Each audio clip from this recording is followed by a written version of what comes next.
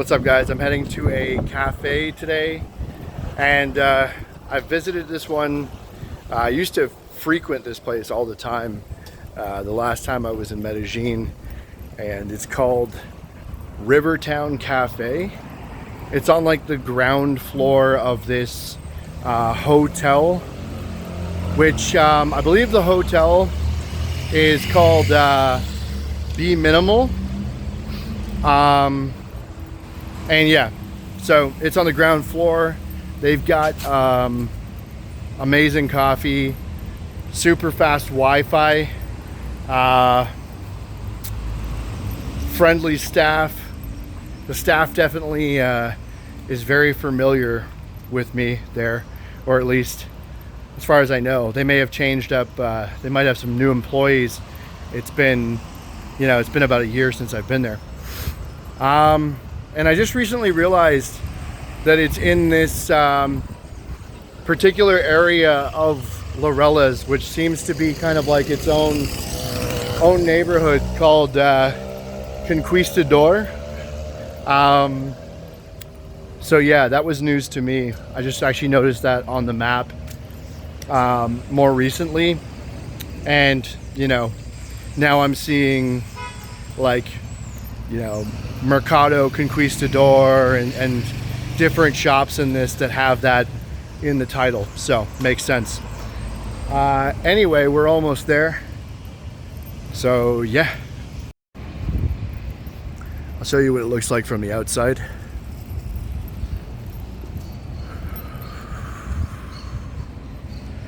So from the outside, like, there's such a big sort of garden, or so much vegetation or whatever there, that you could definitely pass by this place and not actually notice it until you kind of get past that initial sort of like garden and trees and that. But yeah, this is the place, and as you can see, it's the ground floor of this like larger hotel here. So yeah, let's go inside. So this is what the place looks like on the inside, and probably the sweetest thing about it is this right here. So, and that opens up completely, so like a skylight that's completely open. No roof, no ceiling there, and as you can see, it's basically designed to look like it's a garden on the inside, and there's kind of plants all over this place. And as you can, that's actually the entrance right there up to to an elevator, and then up to the hotels as well. So guests check in at the front there, and the rest of it is all cafe. And there's like even in front here, there's like tables and stuff to work as well. So yeah, this is like the spot I used to come to back in the day. I used to come here maybe like 5 or 6 times a week, and yeah, so already ordered a cappuccino that's on its way. I'll show you that in a second. So this is their cappuccino here. You see that artwork? And I will say it's probably one of the better ones I've had in Medellin, honestly. And what I'm working on today, what I've actually been working on a lot since being here in Medellin, is actually my novel, which is set here in Medellin, and I'm getting very close to the point where I'm going to be like line editing it now. The structure is all in place. It's just about like perfecting every word, every sentence, every paragraph. So this cappuccino here is like well balanced, creamy, rich. I stand by what I say. I think it is actually one of the better ones in Medellin. I think that this cafe here is well, at least in my opinion, one of the better cafes in Medellin, especially honestly for work. So for like digital nomads, expats working on a business or working remotely and that kind of thing, it's an amazing cafe. I have like stories of closing sales calls here, and I remember one time I was here and on a sales call ended up closing a deal for like 4,000 US dollars monthly. And that's another thing about this place, is that the way that sound carries and stuff, since it's like very open, and since it also has that like, you know, call it a sunroof or like open ceiling, just, you know, because it's so open like that, sound kind of carries differently. So, you know, when I was doing that sales call, I had people, you know, 7 feet away from me at tables and stuff, and somehow wasn't disturbing them while on a sales call. You know, I wasn't getting like looks and stuff like, "Hey, would you shut the fuck up over there?" I wasn't getting any of that, right? So it's also, unlike a lot of other cafes, you know, you could be on a Zoom call or something like this, and you won't be completely pissing the people off around you. So that's also kind of nice. Something I don't think I've touched upon at all in these videos so far is like, is Medellín safe? Is Colombia safe? Well, interesting little segue is that, so this particular neighborhood here, although it's like beautiful, super nice, and honestly seems quite safe. Interestingly, I was speaking with a dude once, kind of like friend of a friend, or like more really like an acquaintance, for both me and my buddy. But we used to see this guy around at, like, you know, that cafe there, and every time we would see him, we'd get into a chat or whatever, right? And he was telling me one time that he was hanging around this neighborhood. I think he said that he was like sitting on a curb or something like this for a second, maybe just, you know, I don't know, unwinding after a day at the cafe, just like chilling out or whatever, right? Sitting on the curb. And apparently a motorbike with two guys on it, which is usually, well, could either just be two guys on a bike, or it could be trouble. And in this particular case, it was trouble.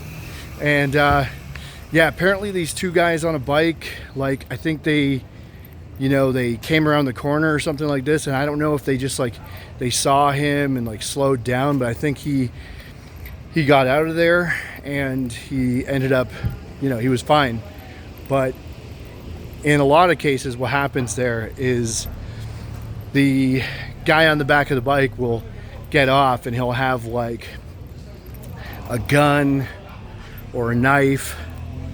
I got another story of another buddy of mine, Canadian guy, who has a story of him and his buddy being outside at night in Bogota, and that same very thing, where a motorbike with two guys, guy on the back gets off and ran at them with like a machete. And, you know, I'm laughing, but it's actually not really, it's not funny. And apparently they both took off in opposite directions or whatever. And again, in that scenario, they both ended up being fine. But, you know, for every story like that, there's, you know, another one where I'm sure the person does get robbed. Or, you know, worse than robbed would be that the person actually, you know, does something with that machete or with that gun. So yeah, is Medellin dangerous? Is Colombia dangerous? Yes.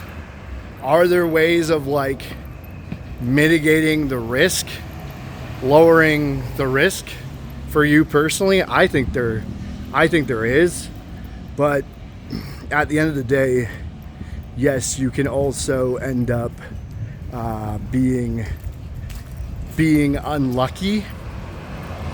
However, I tend to sort of take the stance that like everything is kind of probability, right?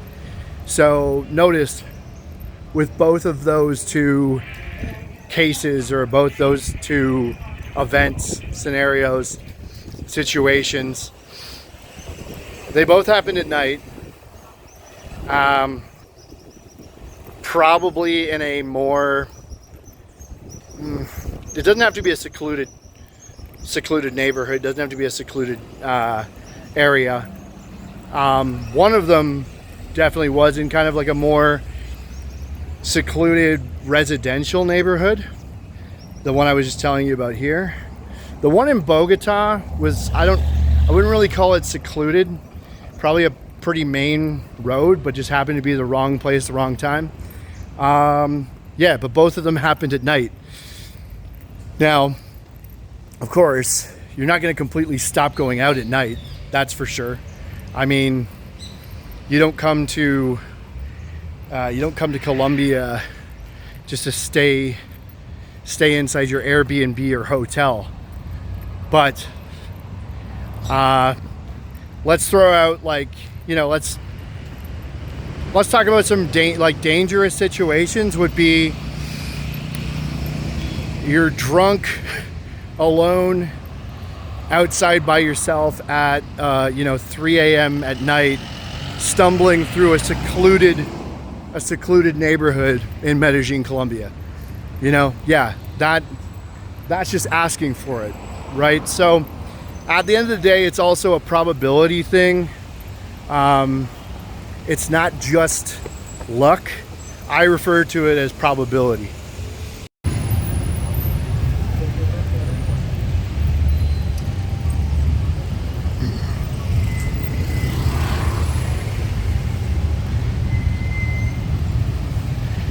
Second to go. There's just a ton of motorbikes. Oh, you can see them there, yeah. It's actually pretty crazy. One of the biggest types of crimes that you will hear about if you do a bit of research on Medellín is it's not just like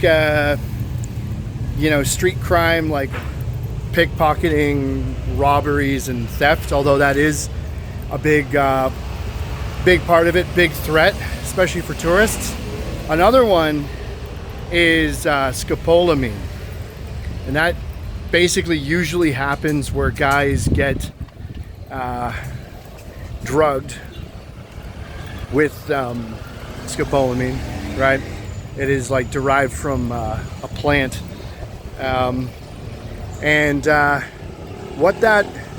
what that drug does to them is it makes them like super naive. I would almost call it like a childlike naivety. I have no personal experience with that, just an FYI.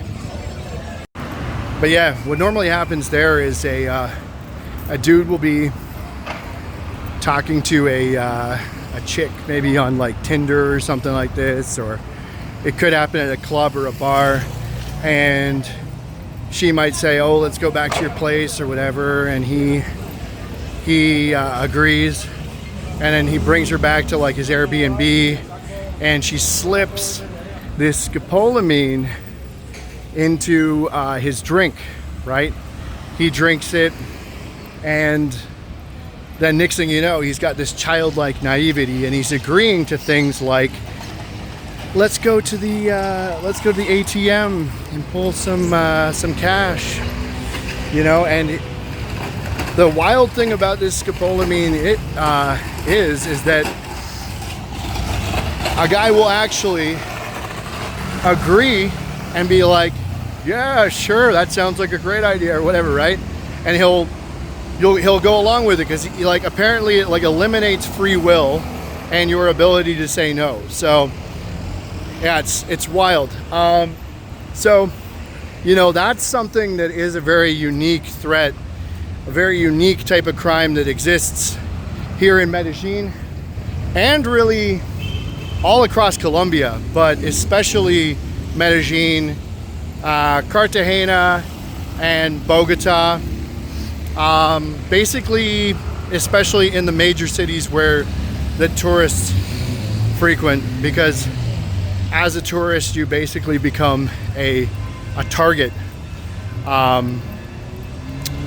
because you know you've got the money, right? So yeah. So if you go looking for trouble in Medellín, you can definitely find it. By the way, I just decided I'm gonna go to this steakhouse parrilla type place that I have been to in the past. I'm gonna go there tonight. It's in Envigado. The street I'm walking along here is a very like locals only type neighborhood. I wouldn't say it's particularly dangerous. In fact, it's very like residential and stuff. But one thing for sure is you definitely walking this street, you're like the only tourist on the street. And little fun fact is the first time I ever came to Laureles and actually stayed in Laureles, I stayed in an Airbnb right on that street there, the like 43rd Street or whatever. And it was cool, actually. I'm very glad that I did stay there, because it was different, and I got to actually experience what like more the way like locals actually live here in Medellín and here in Laureles specifically. Now I'm staying in like after moving out of that particular Airbnb there, I moved closer to where tourists actually stay in Laureles, and now the Airbnb I'm staying at now is it's a much more tourist friendly neighborhood. But I am glad that my first exposure to Laureles was in a very, you know, in this Airbnb in this very like locals only neighborhood. It definitely also gave me some stories. Maybe I'll tell you actually one of the stories. I think I'm gonna stop in at this bar here and get a beer, and I'll tell you one of the stories. All right, so now that I've got my Aguila beer, I'll tell you this story. I was staying at, like I said, this Airbnb just down this street here, 43rd Street or whatever, right? And one morning I wake up and I just felt like taking a walk through the neighborhood, and there was a particular cafe that I stopped at that I had passed by, I think, numerous times, and maybe was curious about checking out or whatever. So I sit down there, and at first everything's cool. I'm having my coffee, I'm scrolling social media, whatever, and then out of nowhere this old frail Colombian man, probably must have been like 75 years old or something, maybe 80. He comes out of nowhere and he's like crawling along, you know, the sidewalk or whatever, and he stops and he looks at me and he starts like muttering like Spanish at me, like, and I could tell that he was definitely, it was whatever he was saying was definitely pretty vulgar, and like he was talking shit, you know, like basically if I had to translate what he was probably saying is like the equivalent of like, what the fuck are you, you know, what the fuck are you doing here, gringo, like get the fuck out of this neighborhood, something along that lines, like you're not welcome here, sort of thing. And he went on like muttering obscenities at me for like the next like 2 minutes or something, and I'm just sitting there with my coffee, just like, well, the first thing I said to him was like, no habla español, and kind of just like shoot him off, sort of thing, or whatever. And he kept going, right? So I'm just like staring at him, like, and at first you just try and be like non-reactive, and like you just let it sort of like roll off your back or whatever, right? You know, like you don't give a fuck. But after somebody goes like that for like more than a minute, the adrenaline starts kicking in, you know, and it's like, I started to think to myself, all right, like, dude, do you actually, like, do you have a fucking problem? Do you want me to like fucking stand up and we can really, we can start this out properly? Like, dude, you're 75 fucking years old, and you want to pick a fight with a random, you know, 36-year-old, 6 foot tall, frickin' 200-pound plus dude? I don't know, like, didn't strike me as, although he's in his own neighborhood, which is probably what adds to his confidence in doing that, but didn't strike me as very smart, because, like, dude, if I wanted to, you know, I'm not going to complete that sentence, but yeah, that's what happened. Anyway, eventually he got tired and kept moving, right? Probably right around the point where I was thinking about standing up and being like, what is your fucking problem? You know what I mean? So, yeah, that's the story. That's the story. And you saw earlier, I'm writing a novel about Medellín, and that story did make it into the book. A shoe shiner dude just came by and offered to, like, you know, polish up my shoes. I'm just wearing running shoes, right? And it was like, I think I've had it done before for sure. It was like 8,000 Colombian pesos, which is basically like maybe $6 or $7 Canadian. Amazing. And they look brand new. It's incredible. Yeah, I didn't want to film him while he did it. I don't know, something about filming that just feels kind of wrong to me. Probably shouldn't, but yeah, anyway.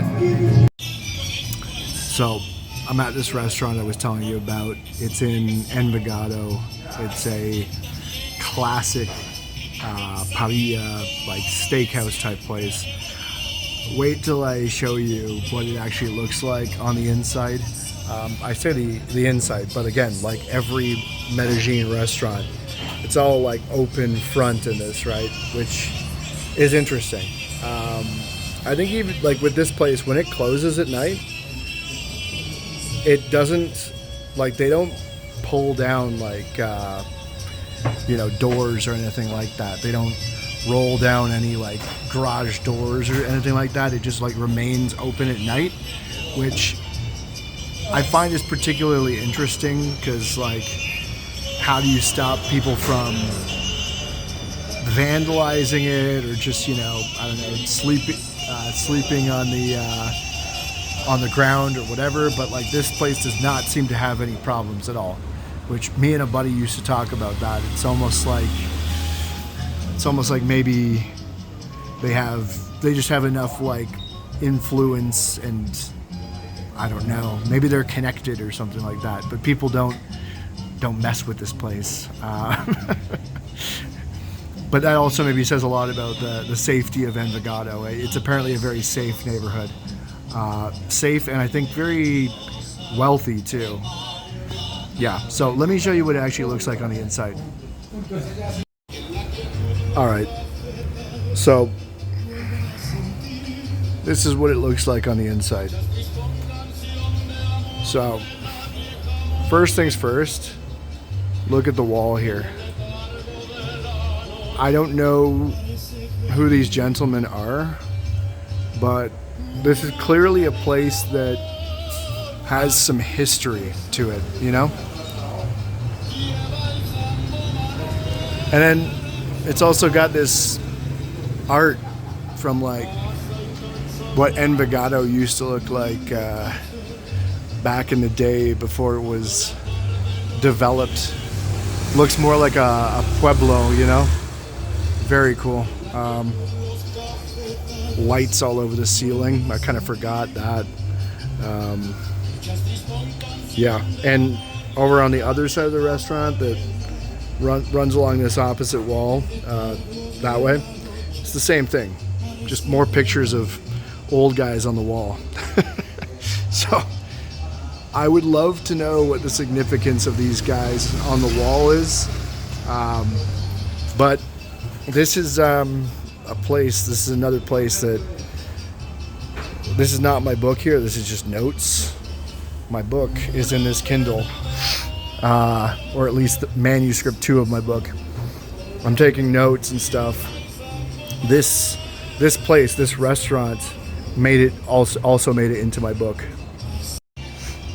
So, of course, went with the Club Colombia, and they also bring you patacones just to start off. I went with their solo mito de res steak with papa fritas, French fries basically, and a little pescado, little fish soup that they bring you, or that you can order as well. I have a buddy who absolutely hates it.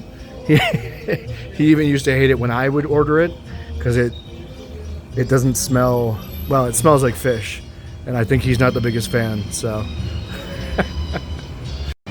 might as well show you this. With these patacones, what you do is you just take some of that sauce there, put it on. All right, let's have a bite. Okay. Patacones.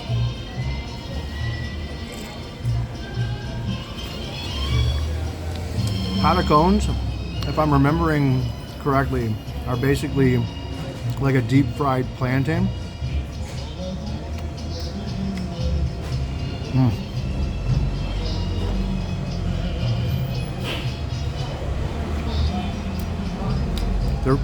They're really good, especially with the sauce, which is kind of like a tomatoey type sauce.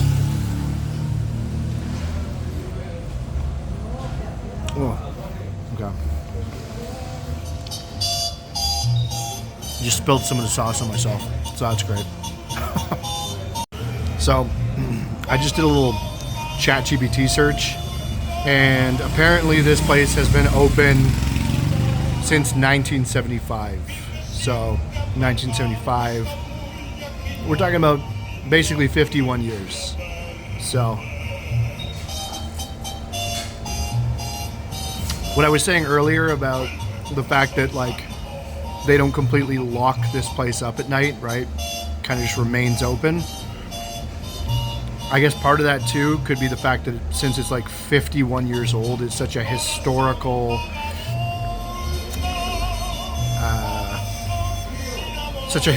location, or almost, I want to say monument or whatever.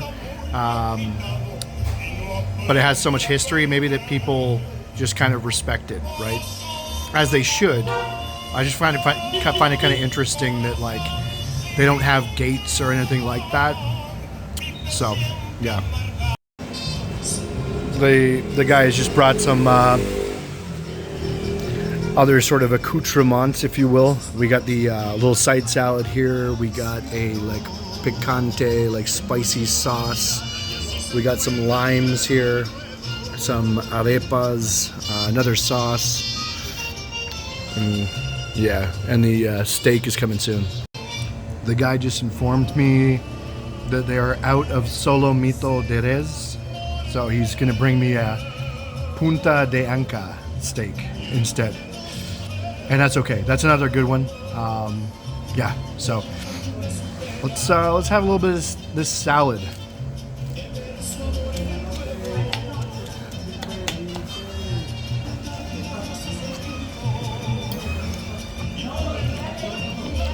Not bad.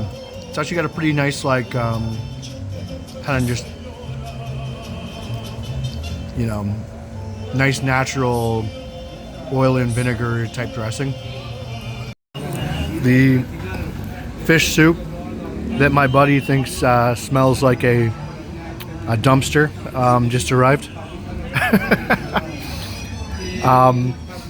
It is definitely fishy, but I like it. I don't know. I like the taste. So, yeah, let's have some of this. They serve it in a mug, as you can see. Here we go.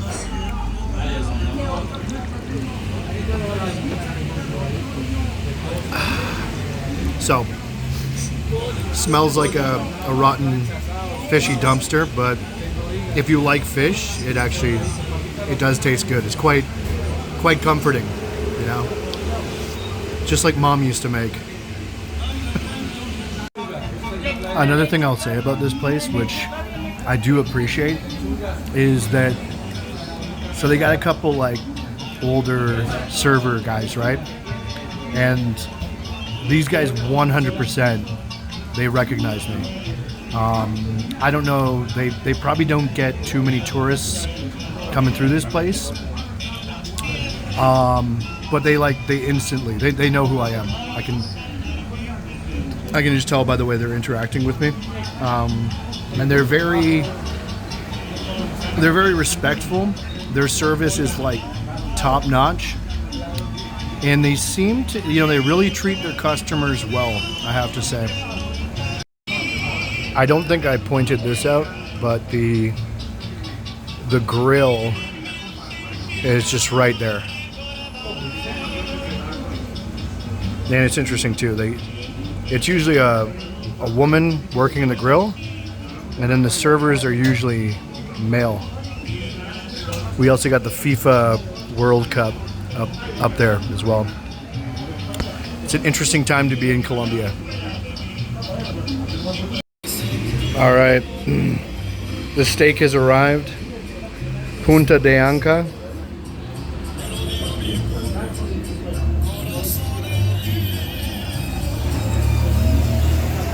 Something about this place, I should tell you guys. Well, first of all, me and my buddy, we found this place almost by accident. I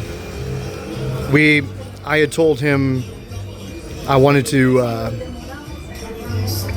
take him to another place that actually did like a bandeja paisa, like a gigantic bandeja paisa, and we were going to head in that direction. But then he looked down this street and he's like, what is this place? And he pointed down, right?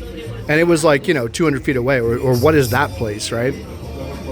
So we walked down the street, and as soon as I saw the interior of this place, like how just, I don't know, different and how like classic and just a vibe this place is, I'm like, yeah, okay. Yeah, let's eat here. And we just skipped the bandeja paisa place completely. Yeah, so I think there was something else I was going to say about that, but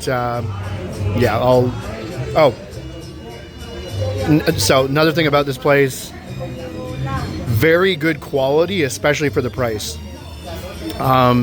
The steak here is maybe, this was like 55,000 Colombian pesos, which is probably like $20 or something like this, but that's a lot of steak. And as far as Colombia goes, like it's a good price, especially for steak, which I have noticed, like steak is actually not the cheapest thing in Colombia, especially if you get a good sized steak. So yeah, and very good quality, like I was saying. All right, first bite.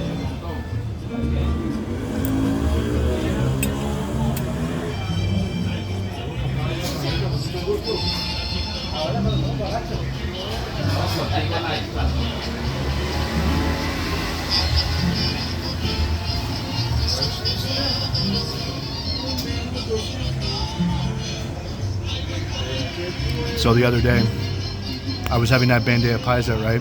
I did another video, and yeah, in comparison, like this steak is like, I don't even know, 5 times better than that one. like I was saying, that Panteo Paisa that I had in the food court, everything was good except for the steak that really kind of pulled down the points. So I had said 8.2 in that video, and then I came back at the end, and I was like, actually, you know what? I'm gonna change my score, 7.9. No, but this is great. We got got a guitar player and singer, or two singers, I should say, back there. Colombian traditional music.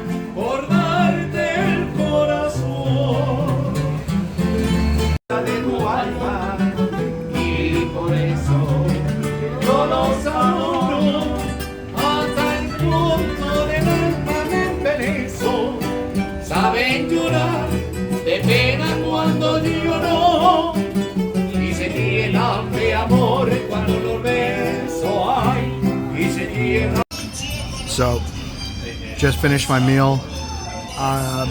If I had to give this place an overall rating, I'm gonna say like a solid 8.6. And they earn a lot of points just because of how like old school and historical this place feels. So they definitely like earn a couple points there. But the steak itself, tender, juicy, flavorful. Yeah. So highly recommend them. This place is called Restaurant Las Palmas, or I've kind of seen it under two names. I've also seen it like labeled as like Las Palmas Paella, right? But Restaurant Las Palmas, you should be able to find it on Google Maps. So, yeah. Cheers.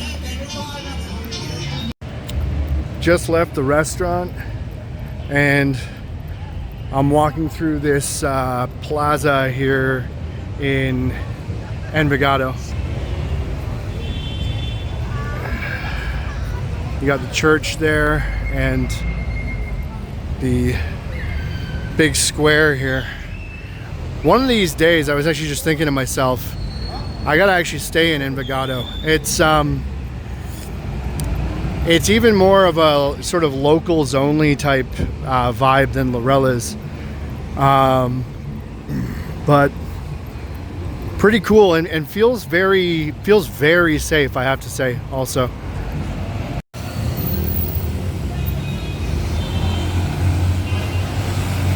I popped in to this bar for a bit and watched the USA Paraguay game, soccer. Paraguay lost.